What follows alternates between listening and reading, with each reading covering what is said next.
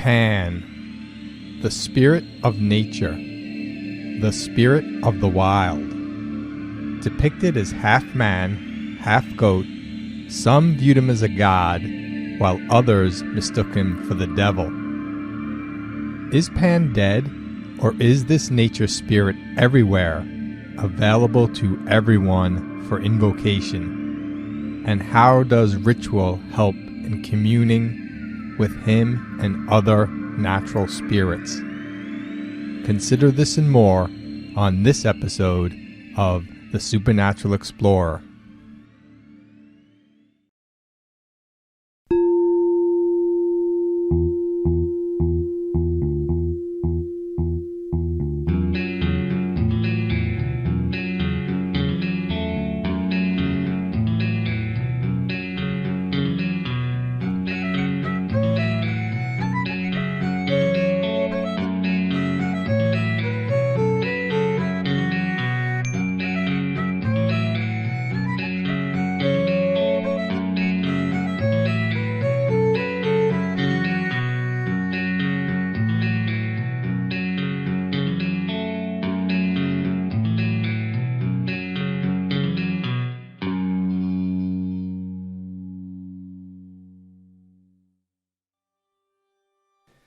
Hey, Supernatural Explorers!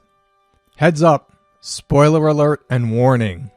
While watching Season 1 and 2 of the documentary Hellier is not a prerequisite to understanding and enjoying this episode of the Supernatural Explorer, I'm sure I mentioned this series enough to warrant a spoiler alert.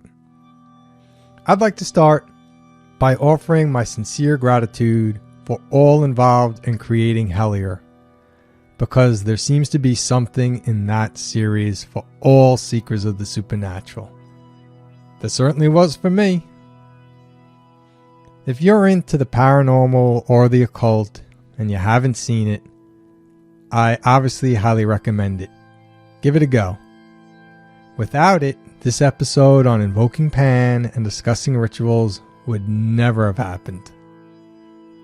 Before I get to Pan, rituals, and my ongoing post-Hellier journey since binge-watching 2 seasons in 3 days, I need to talk about the overall takeaway of this series. That is, recognizing and following synchronicities. Those meaningful coincidences that can guide you on your own magical journey if you allow yourself to trust them and follow them. I feel like Alan Greenfield gives some good advice on following synchronicities in his interview when he says, "You should keep going until you reach a point where you feel it is detrimental to your physical or emotional health." Short of that, if you're not following synchronicities, consider that you may be missing out on a whole world of experiences. Synchronicities are the magic that happen without you even trying, except that you simply recognize them. And if you do follow them, they lead to more and more on, guiding you as needed. This I speak on from my own personal experiences for the last 19 years. Prior to that, life was simply not working for me.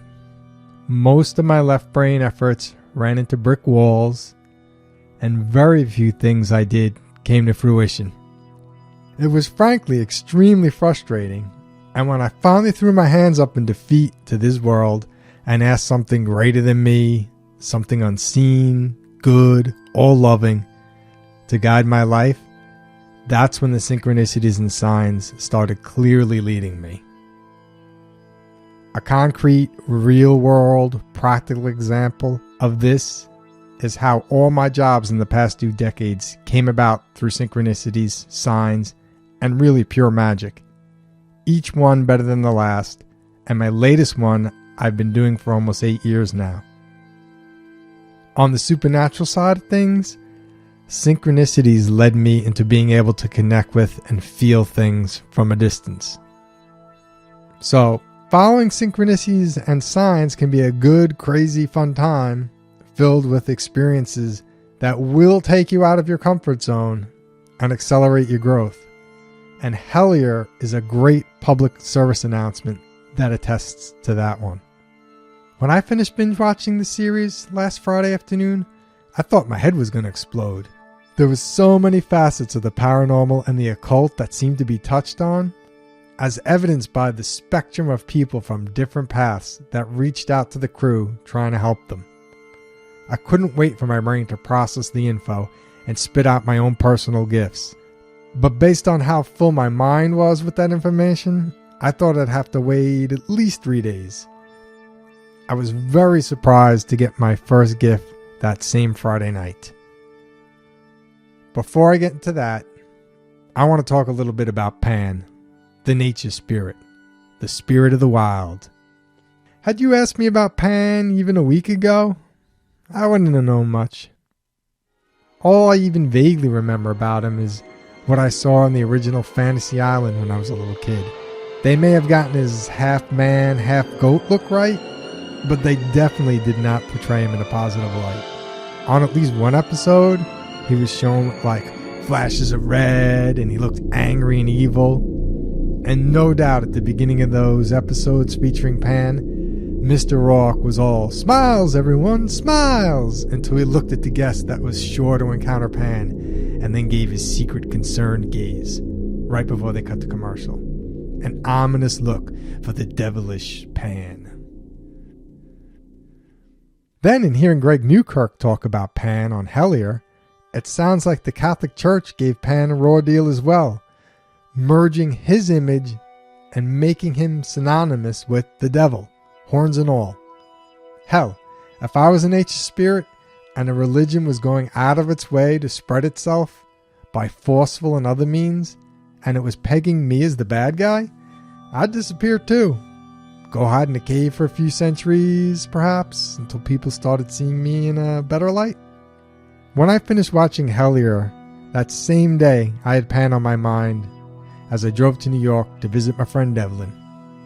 After a very long day of traveling, eating pizza, visiting his mom, talking some nonsense, drinking cognac, I headed up to bed.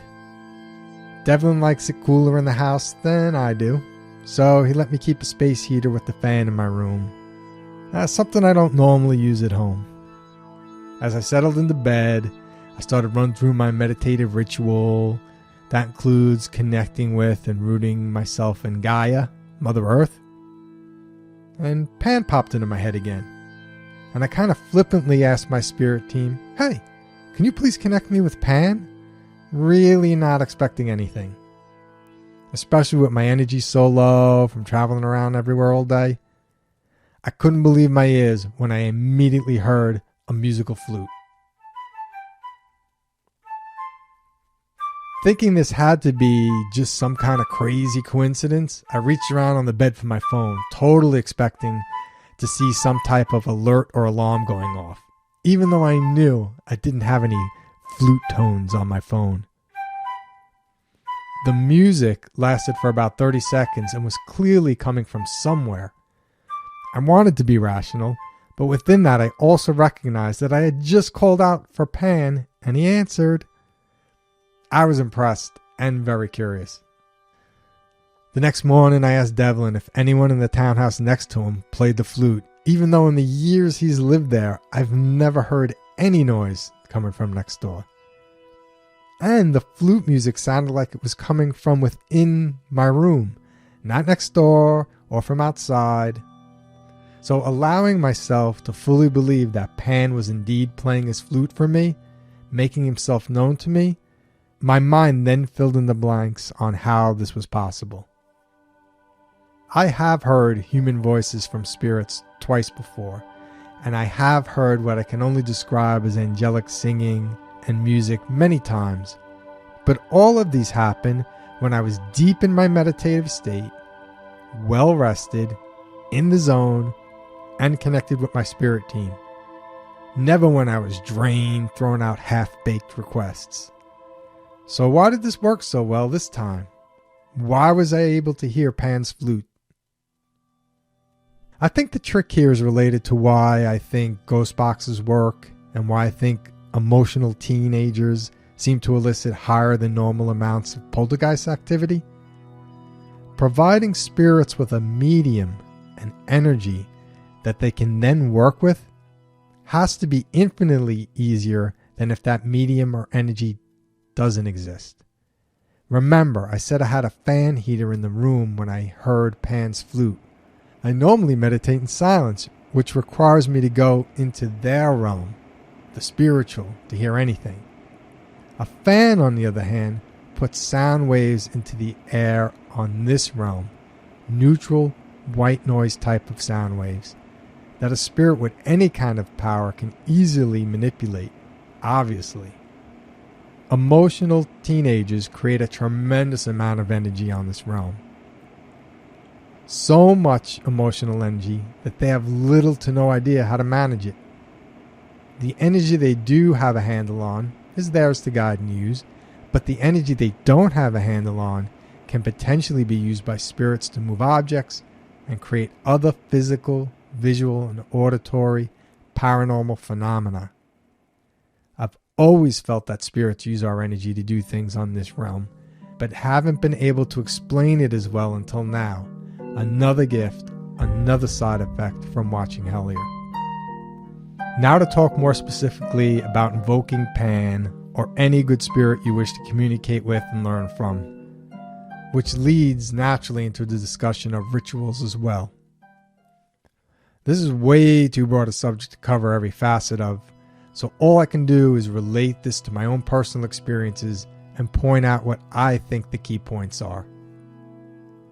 Short of developing your own meaningful rituals and knowing the reasons and intention for everything you're doing, I can totally see why people use rituals other people developed.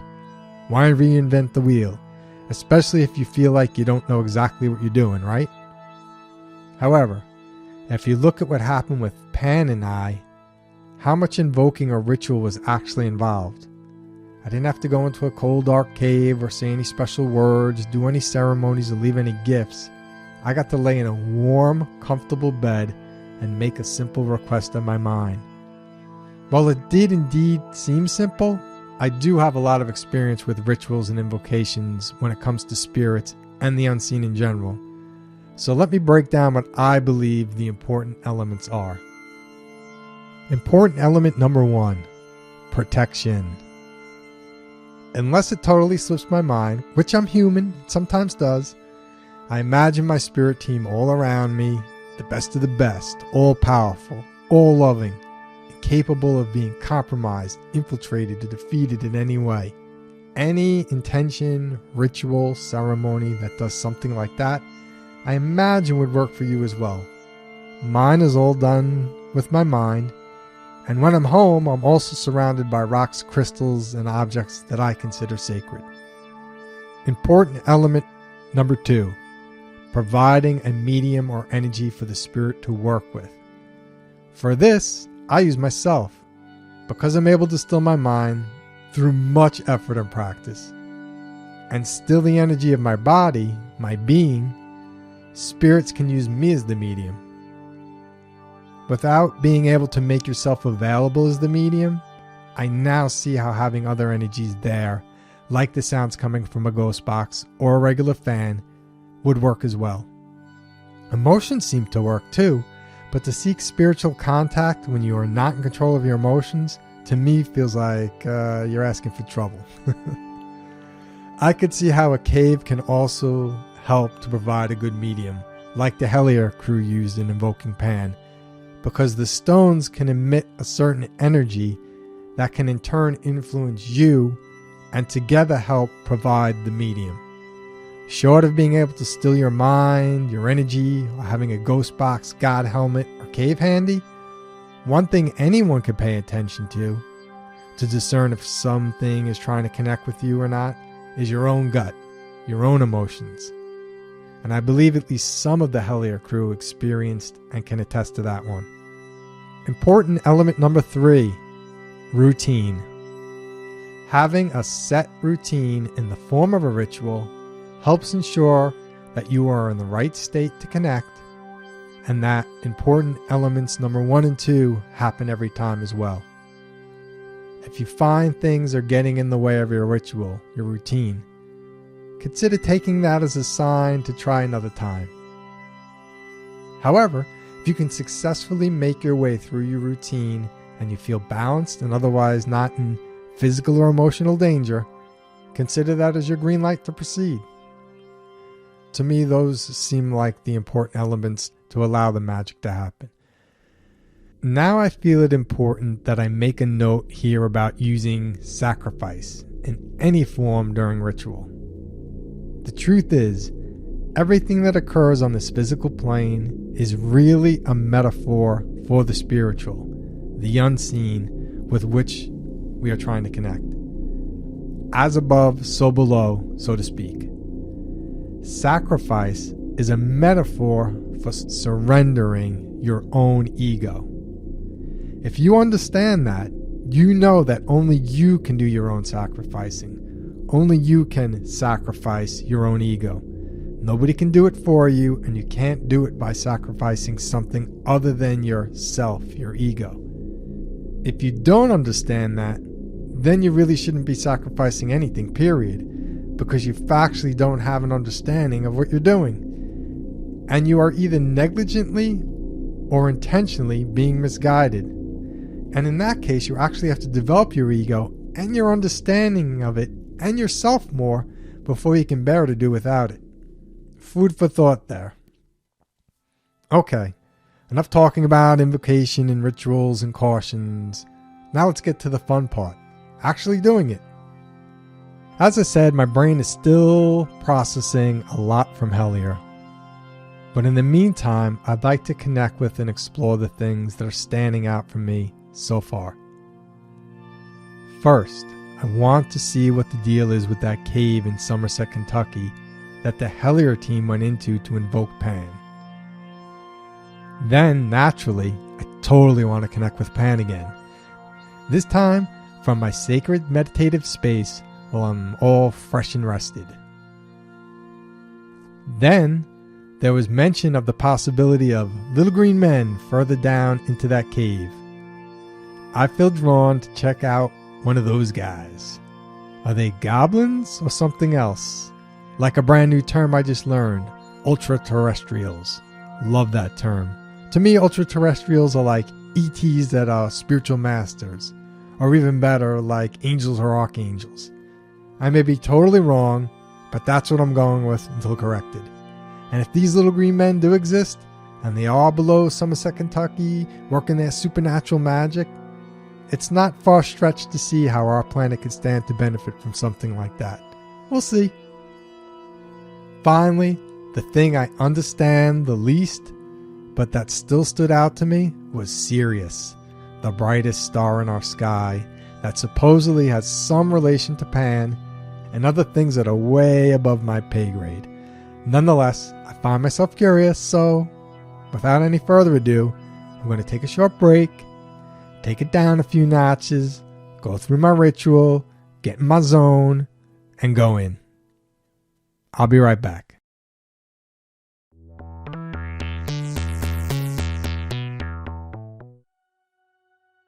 Hey, welcome back, everyone. I just remembered I have a fan next to me, because when I go into my zone, I'm going to put the fan on to have sound vibrations in the air, white noise. So if anything wants to talk to me, it will have sound waves in the air already.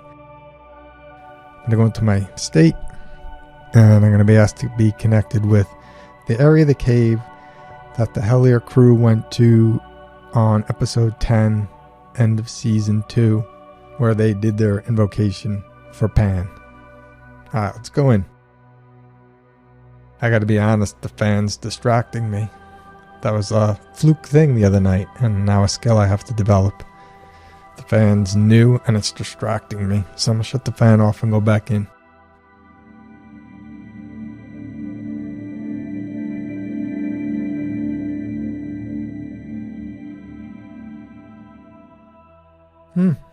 The energy of the cave is a little wanky.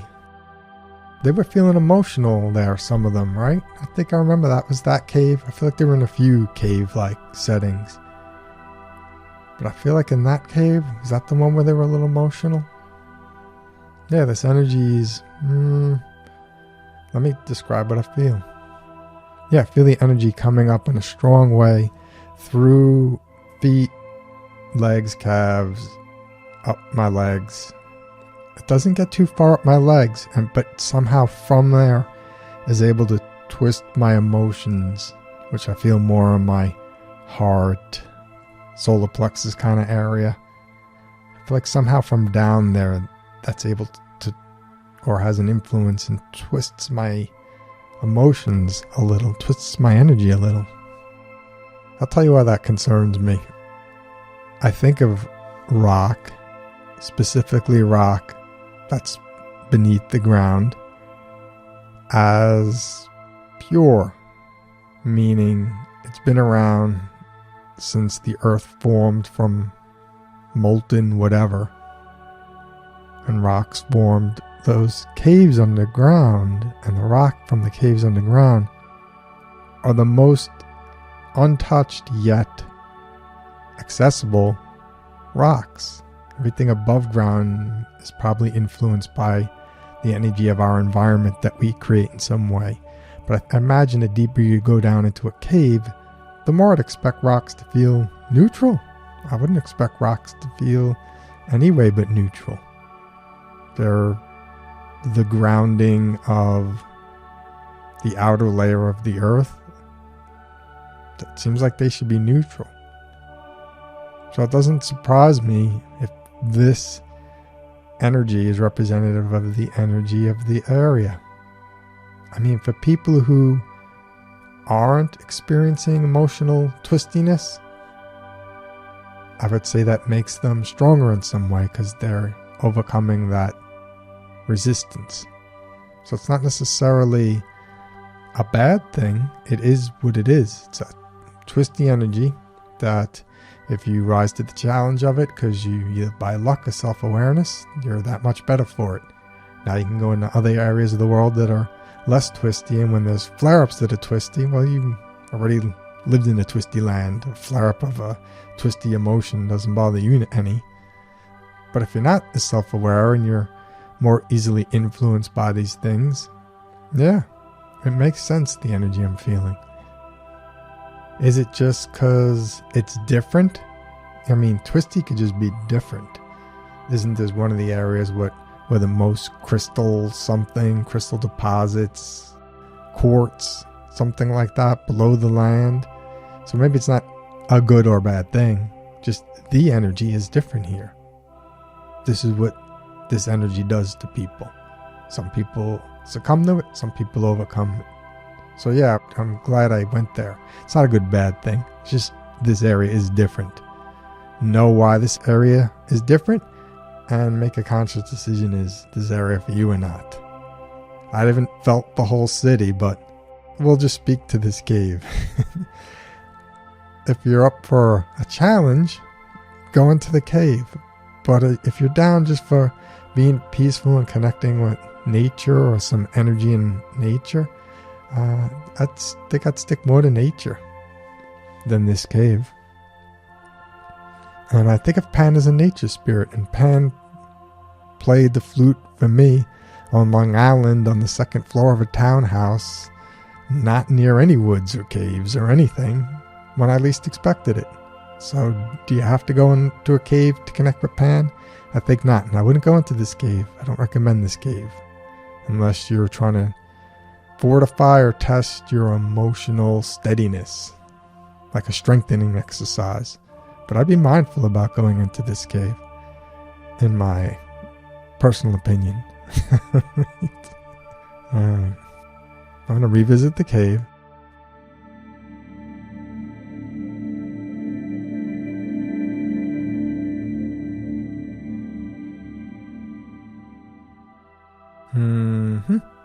Okay.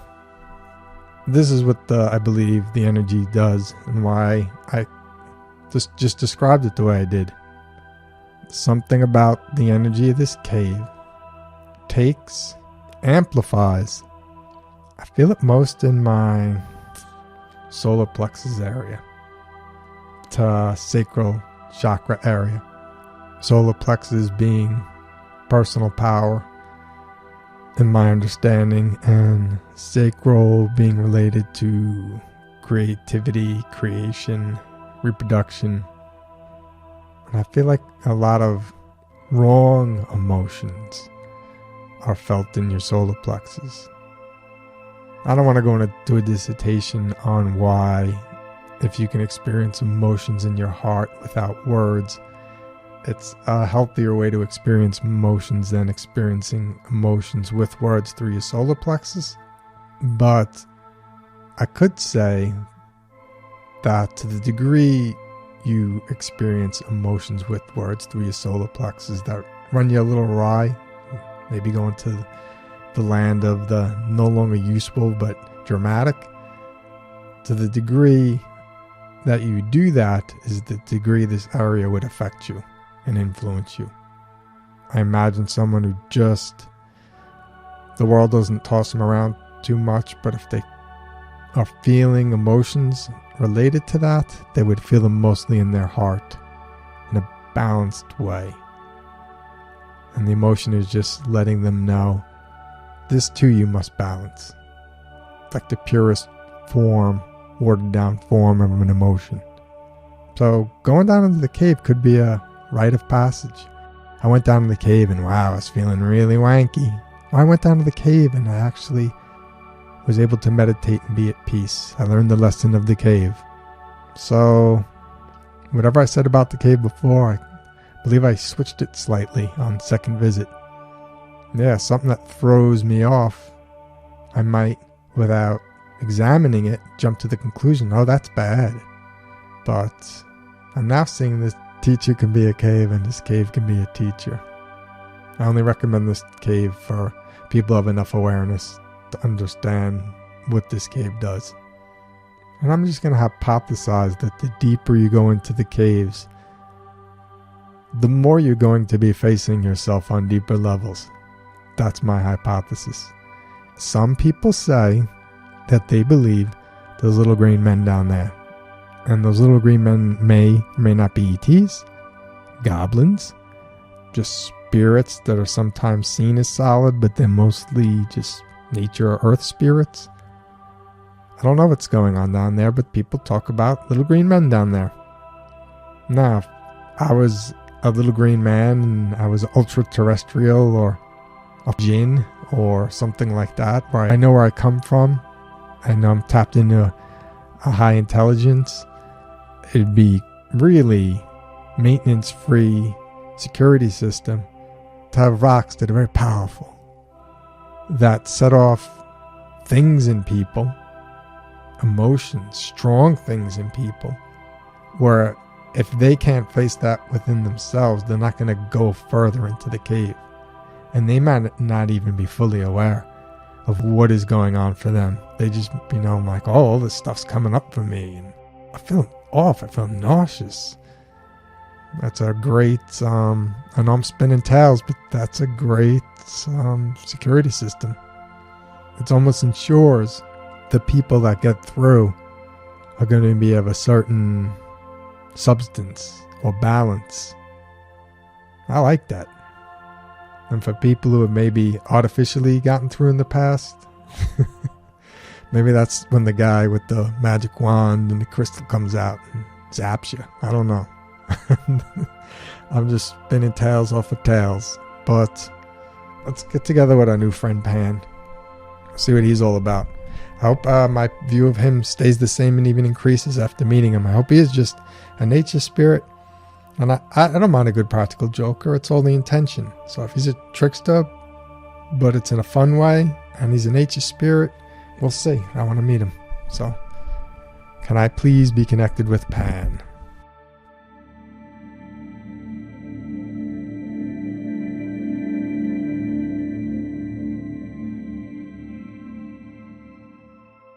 All right. Just to give a little of my resume, if you don't know it, I've been connecting with things from a distance, I'd say for a solid 3 years.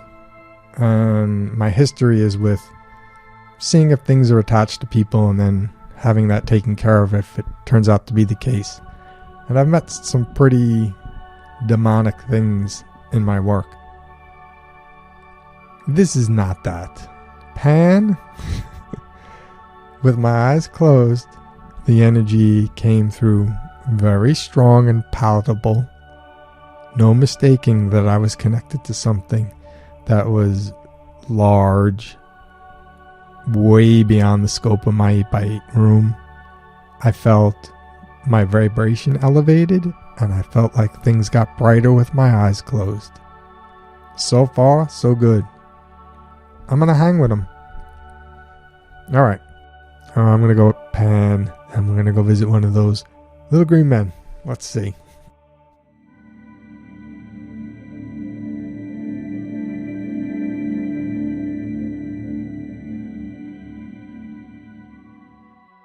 Hello, Brainiac.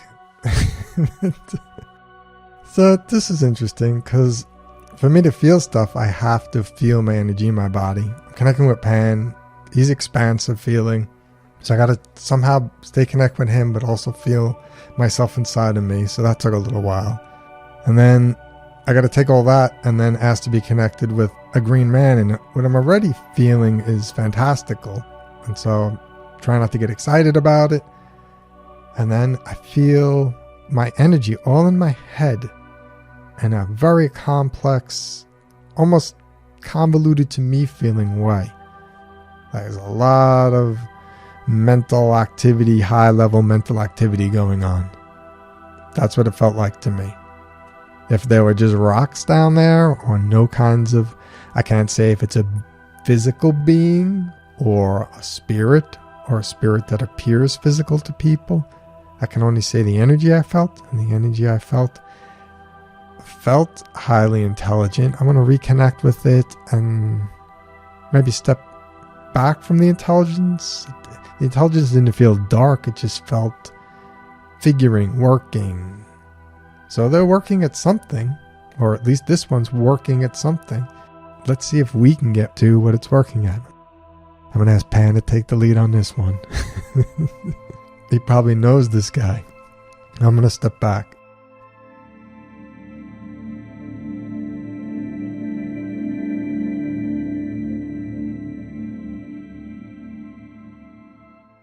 All good in the hood. Heard ringing in my ears in a pleasant way. I feel like the mental activity, spiritual activity, energetical stuff that at least this being is focusing on is helpful. A good thing. Alright. I'm gonna ask our new green friend and Pan. Pan's definitely coming. I think Pan knew he was coming before I went in. But the green guide, I don't think knows. So I'm gonna ask him if he wants to come. We're all gonna go distance visiting Sirius.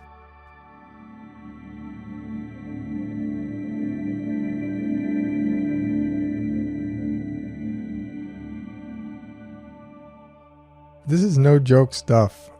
That Hellier crew, however you think of whatever's greater than us, this is just my word for it. Divinely led. Having fun following synchronicities for a much greater purpose. I'm not going to tell you what I felt. Follow your synchronicities. Follow your path. Do what resonates with you. Go find out for yourself. It should say something that I don't need to connect with any beings or representatives from Sirius. Connecting with Sirius itself is enough. Alright. I'd once again like to thank the whole cast and crew of Hellier. Great series. Great set of tools. I'll read the conclusion I wrote because I find I can't even think. I think half of me still on Sirius with Pan and our new green friend. To wrap things up, in conclusion, consider the value for you in following synchronicities. I've been doing it with success for about 2 decades. The Hellier gang seems to have enjoyed themselves and learned a lot from following their synchronicities. what might you all find from following yours? Till next time, everyone. Peace.